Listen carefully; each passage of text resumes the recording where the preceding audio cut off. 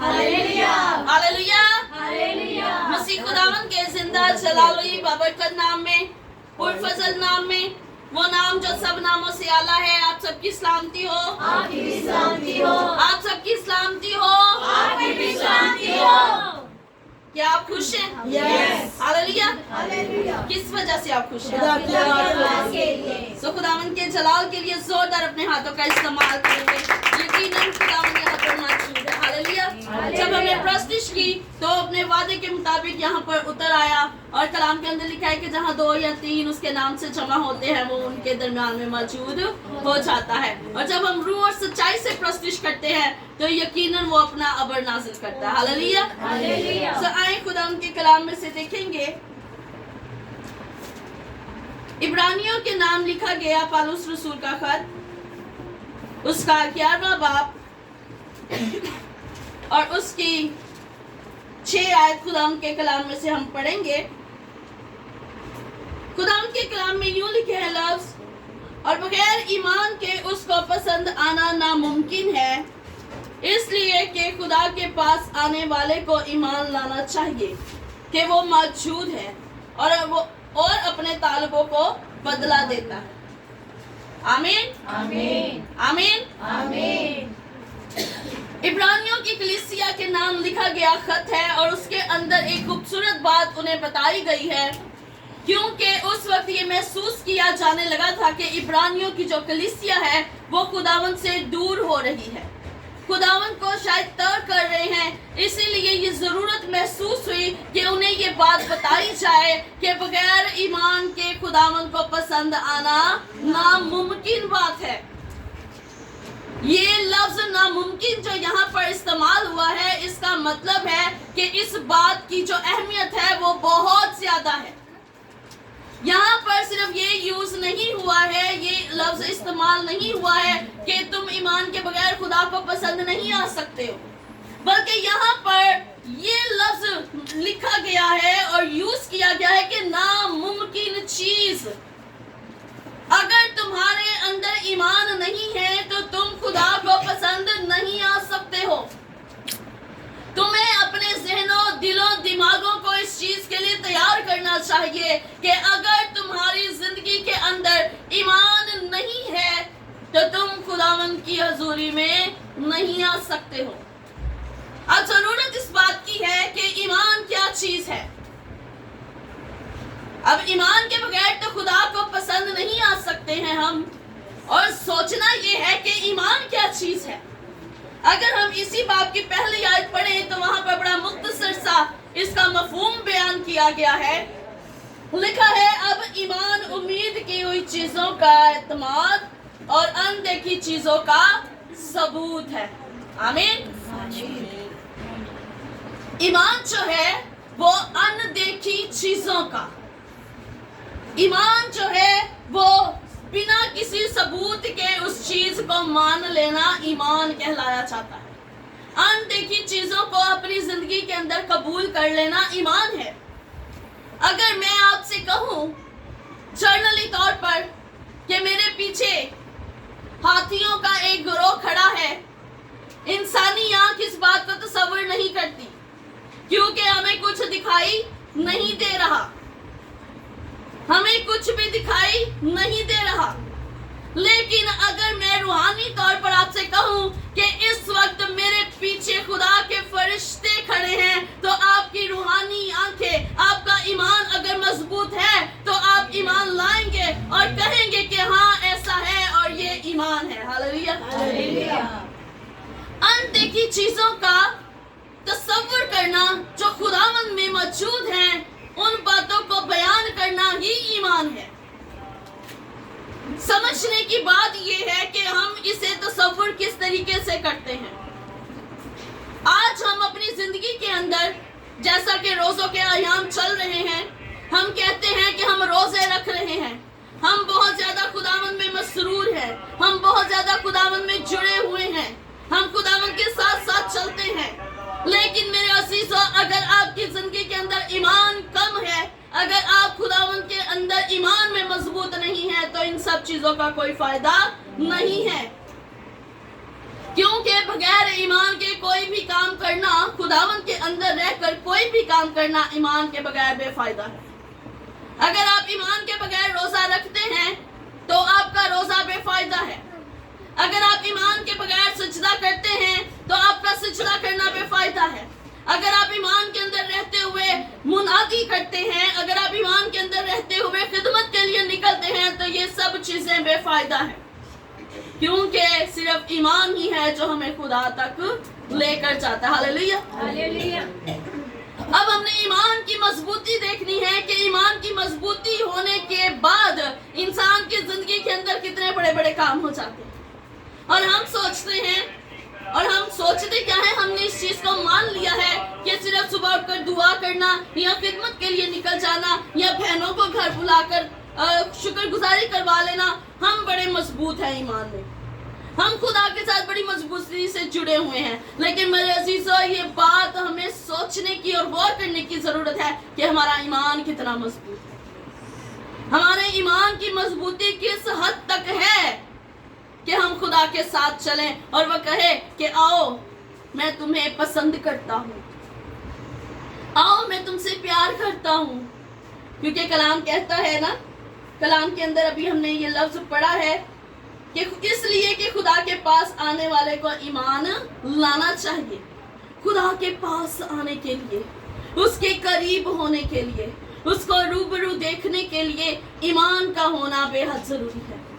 जब सदक मिस्र अब्दुल नजू को आग की भट्टी के अंदर डाला गया तो उससे पहले उनसे कहा गया कि नबूकदनेस्सर बादशाह की जो मूर्त तैयार करके खड़ी की गई है उससे सजदा करना।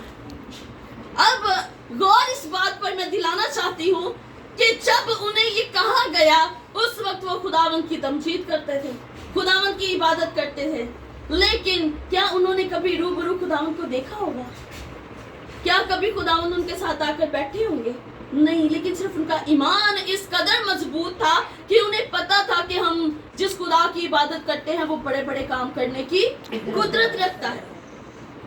अब जब हुक्म जारी किया गया कि इस मूरत को सजदा किया जाए तो उन तीनों ने इनकार कर दिया। उन तीनों ने कहा कि हम इस बनाई हुई मूरत को, जिसे हाथों से तैयार किया गया है, हम इसे सजदा नहीं करेंगे, हम किसी भी कीमत पर इसके आगे अपना सर नहीं झुकाएंगे, क्योंकि हम अपने जिंदा खुदावंद के आगे झुकते हैं। अब उनके लिए सजा का हुक्म जारी कर दिया गया है और सजा जो है वो 7 गुना बढ़ा दी गई है। सजा तो थी कि आग में डाला जाएगा, लेकिन उनके लिए सजा 7 गुना बढ़ा दी गई। बादशाह ने कहा आग 7 गुना तेज कर दो, तो सजा 7 गुना तेज हो गई।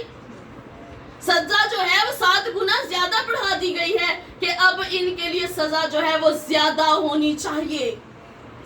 अब वो सजा ज्यादा कभी सुनकर घबराए नहीं है। पहले तो सजा थी कि जो इस मूरत को सजदा नहीं करेगा उसे आग में डाला जाएगा, लेकिन उन्हें डराने के लिए, उन्हें खौफ ज़दा करने के लिए आग 7 गुना ज्यादा बढ़ाने का हुक्म दे दिया गया है। और कलाम के अंदर लिखे लफ्ज के जिन्होंने उन्हें बांध कर उन्हें आग की भट्टी में डाला वो खुद झुलस कर मर गए, खुद खत्म हो गए। और जब उन्हें आग की भट्टी के अंदर डाल दिया गया तो बादशाह कहता है कि डाले तो 3 हैं, लेकिन मुझे 4 अंदर नजर क्यों आते हैं? ये चौथा जो है मुझे अंदर क्यों नजर आ रहा है? इसकी सूरत तो रोशन है, इसकी सूरत के ऊपर एक अलग चमक है, एक अलग रोशनी है, एक अलग नूर है। ये ऐसा कौन है? और जब वो भट्टी के पास गया, उसे सदक मिस्र अब्दुल नजू का आवाज दी और कहा कि इन्हें बाहर, तुम बाहर निकल आओ। वो बाहर निकल आए। उसने कहा डाला तो तुमको 3 था, अब 4 कहां से नजर आते हैं? उन्होंने जवाब दिया कि जिसकी हम इबादत करते हैं वो हमारे साथ मौजूद है, हम जिसके आगे सजदा करते हैं वो हमारे साथ मौजूद है। ये ईमान की मजबूती है। हालेलुया। ये है ईमान जिसमें रहकर हम खुदा को पसंद आ सकते हैं। ऐसा ईमान जो आपकी जिंदगी के अंदर बड़े बड़े काम करता है।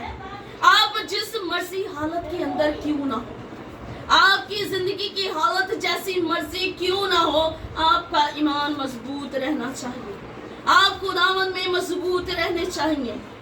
जब पालूस और सलास को कैद खाना के अंदर डाला गया, उनके पांव, उनके हाथ बांध दिए गए। कलाम के अंदर लिखे हैं लफ्ज के उनके पांव ठाक में ठोक दिए गए, उनके हाथ बंधे हुए हैं। हाथ पांव जो हैं वो पूरे तौर पर इस तरीके से बंधे हैं कि वो ना लेट सकते हैं ना उठ सकते हैं। इस तरीके से उनको बांधा किया है। लेकिन मेरे अजीजों, उनके बदन की एक चीज, सिर्फ एक चीज जो है वो खुदा उनकी तारीफ करी और वो उनकी जुबान। हालेलुया। वो अपनी जुबान से पुकार रहे। कलाम के अंदर लिखे लफ्ज कि उन्होंने हम्द का गीत गाया और दुआ की। हालेलुया। ऐसा ईमान कि आप जो है वो हिल भी नहीं पा रहे, आप जो है वो उठ भी नहीं पा रहे, लेकिन आपका ईमान है कि ये वक्त जो है हमारी दुआ का वक्त है। आधी रात का वक्त हम दुआ में ठहरते हैं, चाहे हमारे पैर बंधे हैं, चाहे हमारे हाथ बंधे हैं, लेकिन हमारी जुबान तो चल रही है। उन्होंने अपने वक्त को देखा कि हाँ, ये वक्त हमारी दुआ का वक्त है, और वो दुआ में ठहर गए। और कलाम में लिखे हैं लफ्ज कि वो हम्द का गीत गाने लगे और उसके बाद उन्होंने दुआ करनी शुरू कर दी। और जैसे जैसे वो दुआ करते रहे, और कलाम में लिखे हैं लफ्ज कि आसमान से ऐसी एक रोशनी उनके दरमियान में चमकी है, एक ऐसा जलाल उनके दरमियान में आया है, एक ऐसा नूर उनकी जिंदगी के अंदर चमका है कि उनकी नीयत तक हिल गई। हालेलुया। जेल खाना जो है वो नींव तक हिल गया है। ऐसा जलाल उनकी जिंदगी के अंदर जाहिर हुआ है उनके ईमान के वसीला से। उनके ईमान की बदौलत एक जलाल उनकी जिंदगी के अंदर चमका कि नींव तक हिल गई है। आज हमारी जिंदगी के अंदर मुश्किलातों की नींवें क्यों नहीं हिलती? आज हमारी जिंदगी के अंदर परेशानी की नींवें क्यों नहीं हिलती? क्योंकि हमारे ईमान कमजोर है। आज जरूरत इस बात की है कि हमारे ईमान मजबूत हो, ताकि हमारी जिंदगी में खड़ा हुआ परेशानी का, दुख का, तकलीफों का एक एक जाती जूलियत एक पत्थर मारने से गिर जाए। हालेलुया। जब हमारा ईमान मजबूत होगा तो हमारा एक पत्थर घुमाना ही हमारे लिए फतहमंदी साबित करेगा। हालेलुया। अगर आप फतहमंद होना चाहते हैं तो फिर ईमान से अपनी जो गुलेल है उसे घुमाना शुरू कर दें।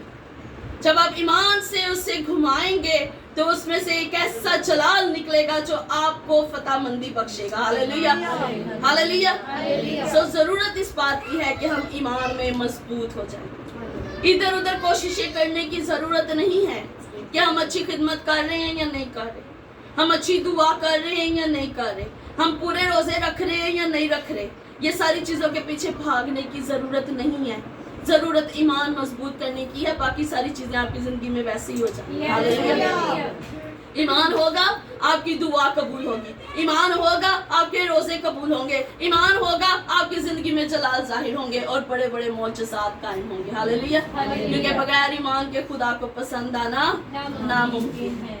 जरूरत है कि हम ईमान में मजबूत कोशिश करें कि ईमान में मजबूती पकड़ते जाएं। बाकी सारी चीजें आपकी जिंदगी में वैसे ही होती जाएंगी। हालेलुया। हालेलुया। खुदावंद आपको इस कलाम के वसीला से